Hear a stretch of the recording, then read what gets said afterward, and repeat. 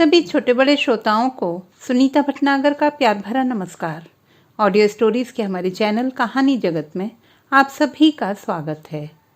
हिंदी कहानियों की श्रृंखला में आइए आज सुनते हैं अलका प्रमोद जी द्वारा रचित कहानी एक और मानवी। मानवी दिल्ली में अपनी कंपनी की वार्षिक बैठक में भाग लेकर वापस पूना लौट रही थी। स्टेशन पर पहुंची तो गाड़ी प्लेटफॉर्म पर लग चुकी थी। गाड़ी में अपना सामान व्यवस्थित करके उसने एक पुस्तक निकाली और पढ़ने लगी। तभी एक और परिवार ने गाड़ी में प्रवेश किया। संभवतः मानवी के सामने वाली बर्थ पर उन्हीं का आरक्षण था। वे लोग भी अपना सामान यथास्थान रखने में व्यस्त हो गए। मानवी अपनी पुस्तक पढ़ने में लीन थी। तभी आगंतुक युवती ने अपने पति से कहा, उत्कर्ष, यह बैग जरा ऊपर रखना। उत्कर्ष का नाम सुनकर मानवी की तंद्रा भंग हुई। उसने दृष्टि उठाई तो उसका अंदेशा सही निकला। यह तो उसी का उत्कर्ष था। साथ में उसकी पत्नी और 4-5 वर्ष की एक बेटी थी। अब तक निश्चिंत सी बैठी मानवी अव्यवस्थित हो उठी। इससे पूर्व कि वह आगे कुछ सोचती, उत्कर्ष की दृष्टि उस पर पड़ चुकी थी। वह भी क्षण भर को चौंका, पर तुरंत स्वयं को प्रकृतिस्थ करते हुए उसने स्वाभाविक स्वर में पूछा, अरे मानवी, तुम कहो, कैसी हो? उसके स्वर में न तो अचानक पत्नी के सामने उसके मिल जाने के कारण कोई दुविधा थी, न अपने किए की ग्लानि। उसकी स्वाभाविकता ने मानवी को कुंठित कर दिया, पर स्वयं को संयत करते हुए उसने नपे तुले शब्दों में कहा, ठीक हूँ। औपचारिकतावश उत्कर्ष को अपनी पत्नी नेहा का परिचय कराना पड़ा।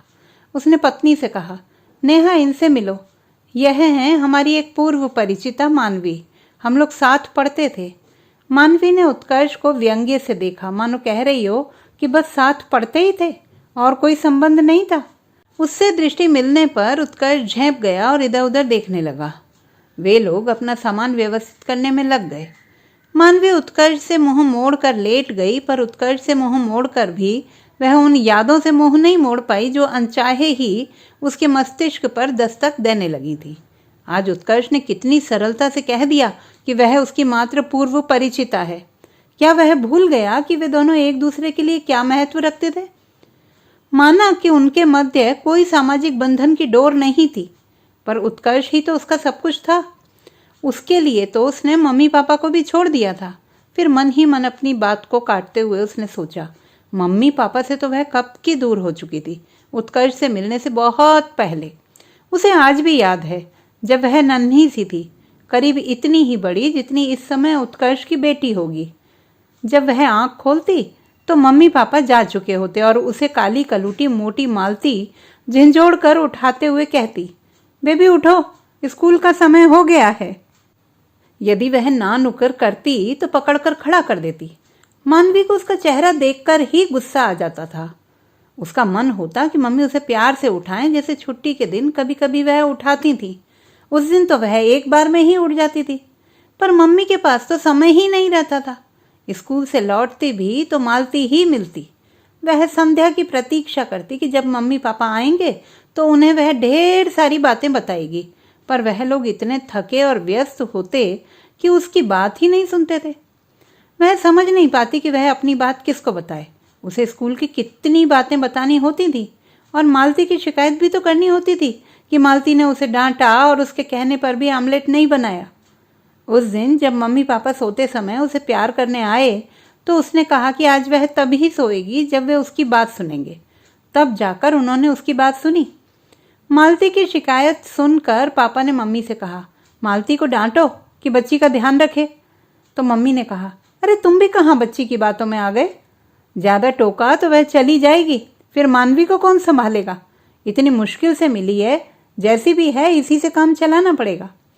उस दिन मानवी को समझ में आ गया कि मम्मी पापा से कहना बेकार है। अब उसने स्वयं ही अपनी समस्या का हल निकालने का निश्चय किया। अब यदि मालती उसे डांटती तो वह भागकर बिस्तर के नीचे छिप जाती। यदि उसके मन का नाश्ता ना हो तो प्लेट फेंक देती। एक दिन उसने ऐसे ही प्लेट फेंक दी थी तो मालती ने उसे दंड देने के लिए उसे कुछ भी नहीं दिया और वह भूखी ही स्कूल चली गई। जब वह लौटी तो भूख से बुरा हाल था। उसने खाना मांगा तो मालती ने कहा, पहले हाथ मुंह धो लो। मानवी हठ पर अड़ गई कि आज वह बिना हाथ मुंह धोए ही खाएगी। इस पर मालती ने उसे चांटा मार दिया। मानवी को तो आज तक किसी ने छुआ भी नहीं था और आज मालती ने मारा। उसने भी उसके हाथ में दांत गड़ा दिए। मालती के खून निकल आया। उस दिन मम्मी पापा आए तो मालती ने कहा, अब बेबी हमसे नहीं संभलती, हम नौकरी नहीं करेंगे। मम्मी ने उसे मनाया पर वह नहीं मानी और चली गई। मानवी मन ही मन प्रसन्न हो गई कि चलो मालती से तो पीछा छूटा, हो सकता है कि अब मम्मी ही उसका ध्यान रखें। पर उसे यह नहीं पता था कि यह घटना उसके जीवन में नया मोड़ ला देगी। मालती के जाने पर नई आया की खोज आरंभ हो गई, पर कोई विश्वसनीय आया नहीं मिली। उसको रखने की समस्या गंभीर थी। पापा मम्मी से कहते तुम छुट्टी ले लो, मम्मी कहती मैं ही क्यों लूं, तुम लो। बात बहस पर पहुंच जाती और बहस झगड़े पर। पापा का तर्क था कि मम्मी माँ है, अतः मानवी को संभालना उसका दायित्व है, और मम्मी का कहना था कि उसे दोनों ने पैदा किया है, अतः दोनों का दायित्व बनता है। एक बार पापा ने कहा था कि बच्चों के लिए तो माँ सब कुछ त्याग देती है, तो मम्मी ने तड़ाक से उत्तर दिया, तुम मेरी उन्नति और सफलता से ईर्ष्या करते हो। यह पापा के अहम पर चोट थी। वह बिफर गए और आरोप प्रत्यारोप का सिलसिला प्रारंभ हो गया। इसी मध्य मानवी ने कुछ कह दिया तो उसे भी डांट पड़ गई। धीरे धीरे यह नित्य की बात हो गई। एक बार झगड़ा प्रारंभ होता तो कई कई दिनों तक घर का वातावरण कलहपूर्ण रहता। परिणामतः मानवी का प्यार दुलार भी कम हो गया था। मानवी सहमी सहमी सी रहती और सोचती, इससे अच्छा तो जब मालती थी तभी था। पर अब क्या हो सकता था? जब कोई हल नहीं निकला तो मम्मी पापा ने निश्चय किया कि उसे छात्रावास में रख देंगे। यह सुनकर नन्ही मानवी डर गई। मम्मी पापा से इतनी दूर छात्रावास में अकेले रहना और अकेले सोना पड़ेगा।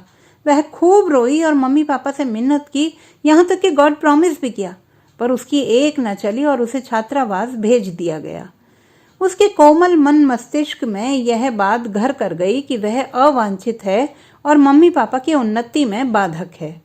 जैसे जैसे वह बड़ी होती गई, उसका मन विद्रोही होता गया।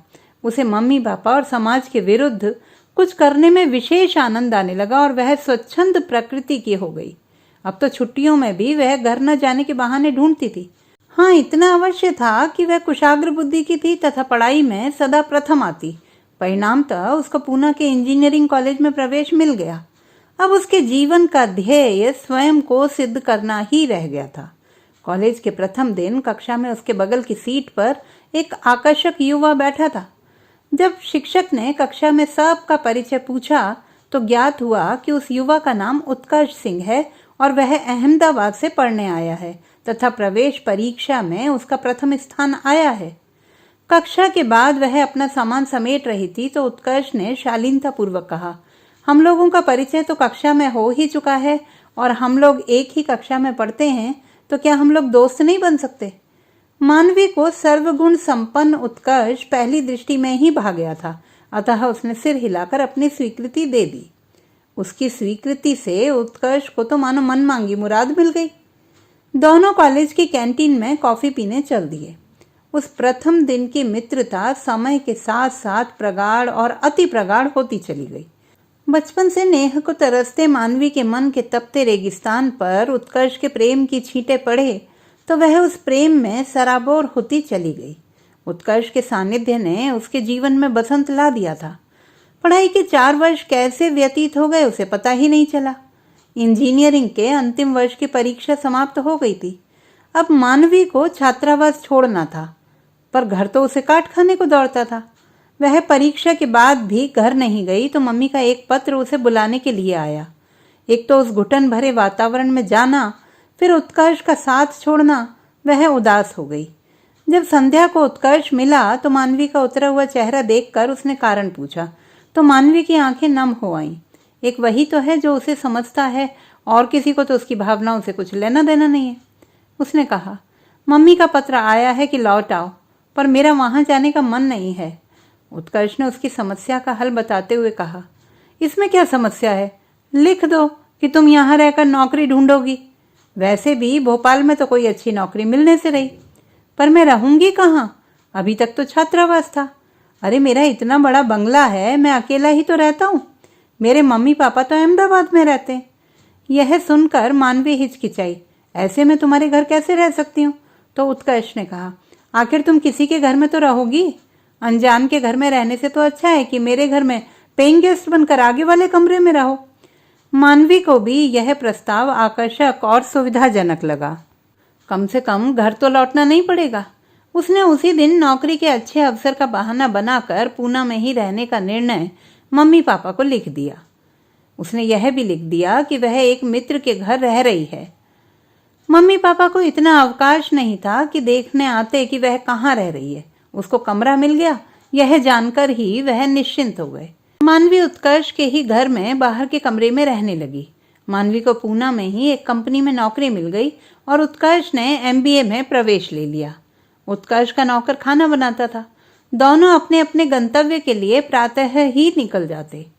मानवी को अपनी नई नौकरी में उन्नति पानी थी और उत्कर्ष को भी बहुत आगे जाना था, अतः दोनों दिन भर अति व्यस्त रहते। रात में जब अवसर मिलता तो होटल जाते, घूमते और देर रात तक लौटते। कोई रोकने टोकने वाला था नहीं। स्वतंत्र रूप से स्वर्णिम दिन व्यतीत हो रहे थे। जब दो विपरीत ध्रुव इतने समीप थे तो प्रकृति के शाश्वत नियम का पालन तो होना ही था। एक दिन दोनों ने एक घर से एक कमरे में ही रहने का निर्णय ले लिया। दिन निर्विघ्न व्यतीत हो रहे थे कि एक दिन मानवी के मम्मी पापा अचानक आ गए। उन्हें पूना में किसी बैठक में भाग लेना था। जब उन्हें ज्ञात हुआ कि मानवी अपने पुरुष मित्र के घर में रह रही है और वह भी उसी के कमरे में, तो उनके पांव तले धरती सरक गई। पापा ने तुरंत मानवी को सामान बांधकर वापस चलने का आदेश दिया। मानवी के लिए यह अप्रत्याशित था। अब वह किसी के आदेश से चलने वाली बच्ची नहीं रह गई थी। वह स्वच्छंदता का स्वाद चख चुकी थी। वह भी अड़ गई कि यह उसका जीवन है और वह अपने मन के अनुसार चलेगी।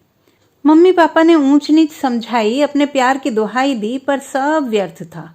हार कर उन्होंने उत्कर्ष से विवाह का प्रस्ताव रखा, पर मम्मी पापा के रिश्तों की कड़वाहट ने उसका इन संबंधों से विश्वास ही समाप्त कर दिया था।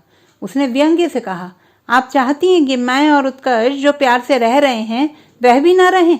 हम दोनों विवाह करके एक दूसरे पर अधिकार जताएं, लड़ाई करें और बच्चे पैदा करके उन्हें नौकर और छात्रावास के सहारे छोड़ दें। मम्मी पापा उसका आक्रोश पहली बार देख रहे थे। आज उन्हें समझ में आ रहा था कि मानवी का यह निर्णय उनके आपस के कटु संबंधों का परिणाम है, पर अब भूल सुधारने के लिए बहुत देर हो चुकी थी। उन्होंने साम दाम दंड भेद सभी तरीके अपनाकर देख लिए, पर निराशा ही हुई। हार कर उन्होंने समस्या के समाधान के लिए उत्कर्ष के माता पिता से संपर्क किया, पर उन्होंने मानवी जैसी स्वच्छंद लड़की को वधू बनाने में कोई रुचि नहीं ली। अंततः वे उत्कर्ष के पास गए, पर वह आकाश की ऊंचाइयों को छूना चाहता था और विवाह को अपनी उन्नति में बाधा मानता था। साथ रहने में उसे कोई आपत्ति नहीं थी, पर दायित्वों से वह दूर ही रहना चाहता था। जब मानवी पर ही वश नहीं था तो उत्कर्ष पर क्या वश चलता? हार कर मम्मी पापा उससे नाराज होकर संबंध तोड़कर चले गए। मानवी ने चैन की सांस ली।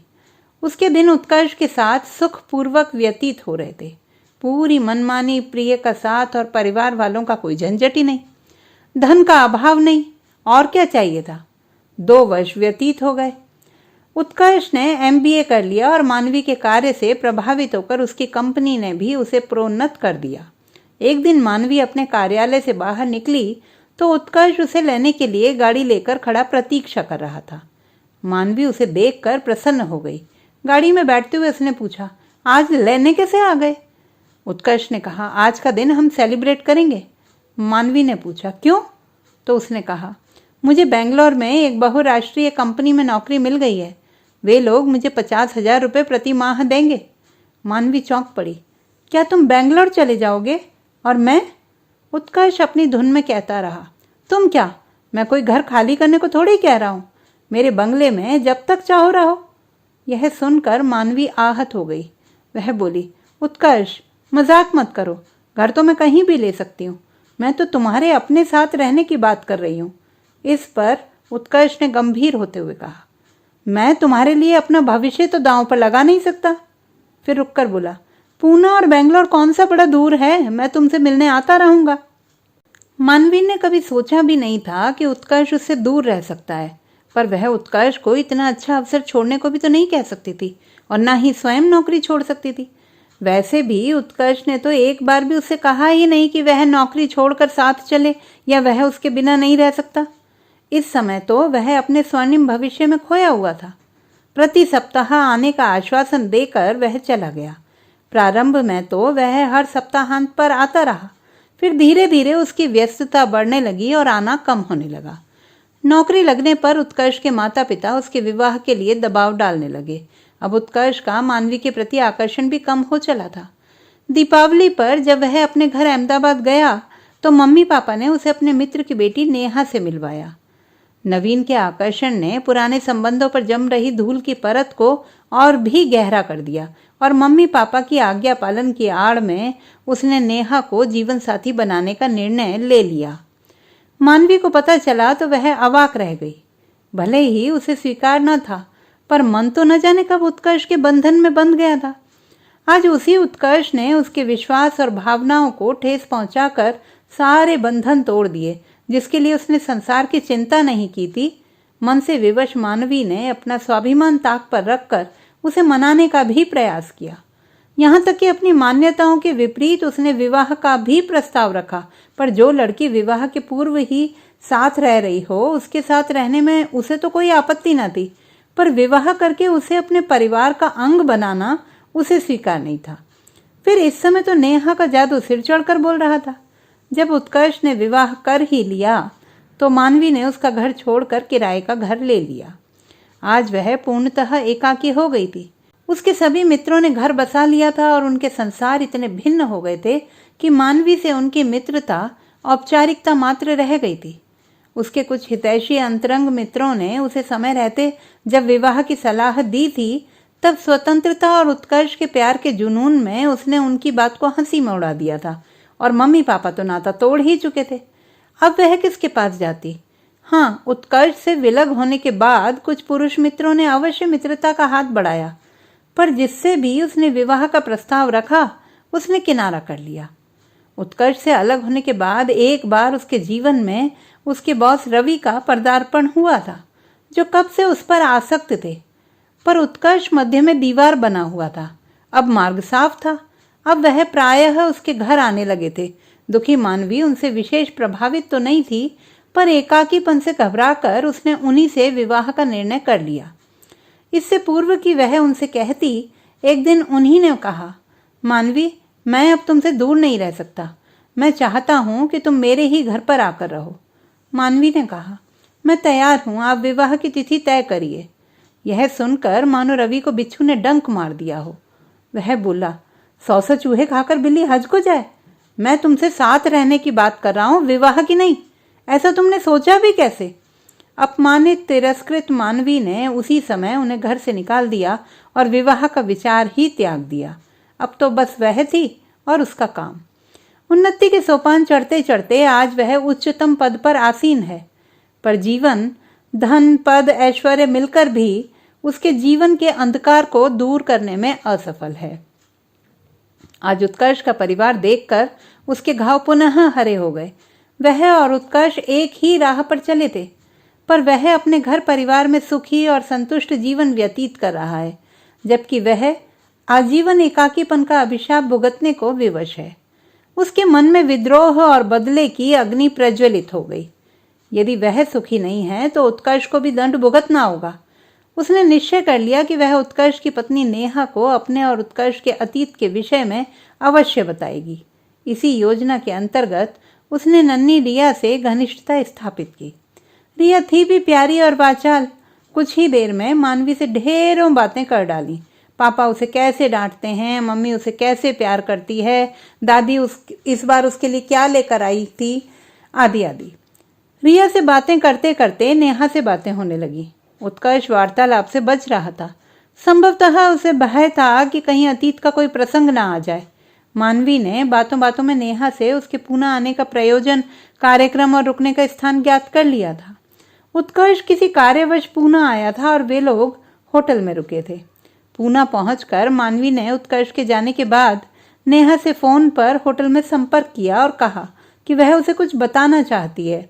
नेहा को आश्चर्य और उत्सुकता हुई कि मानवी उसे क्या बताना चाहती है, अतः निश्चित हुआ कि वह दोनों होटल के रेस्तरां में मिलेंगी। आज मानवी ने सोच लिया था कि वह उत्कर्ष के संसार को भी नष्ट कर देगी। अभी वह अपने विचारों में ही मग्न थी कि नेहा और रिया आ गईं।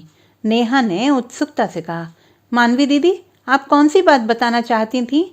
इससे पूर्व कि वह कुछ कहती, रिया गंभीरता से बोली, आंटी, मैं भी आपको कुछ बताना चाहती हूँ।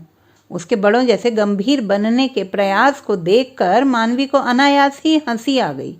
उसने भी नाटकीय गंभीरता से कहा, ठीक है, पहले आप ही बताइए।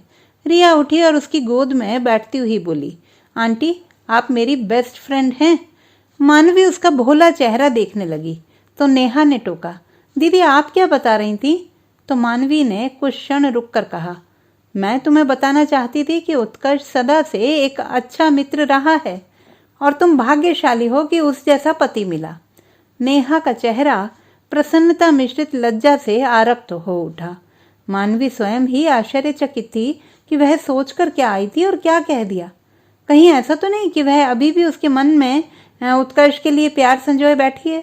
नहीं नहीं, उत्कर्ष के लिए तो बस उसके मन में यदि कुछ शेष है तो वह है नफरत। तो क्या यह उसके अंतस में सोई ममता थी जो रिया के सानिध्य में मन के बंद द्वार की झिर्री से झांकने लगी थी, जिसकी क्षणिक अनुभूति ने ही वर्षों से उसके मन में पल रहे शोभ की अग्नि पर शीतल जल के छींटे डाल दिए थे। उनसे विदा लेने के बाद मानवी नन्ही रिया को देखती रही जो कभी उसकी बेटी हो सकती थी।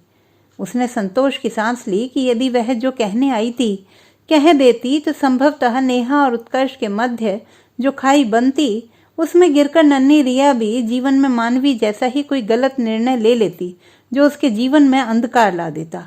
आज उसने एक सही निर्णय लेकर नन्ही रिया को एक और मानवी बनने से बचा लिया था। तो दोस्तों, ये थी हमारी आज की कहानी। आपको कैसी लगी कमेंट बॉक्स में लिखना ना भूलें। चैनल को सब्सक्राइब करें, लाइक करें और मित्रों के साथ शेयर करें।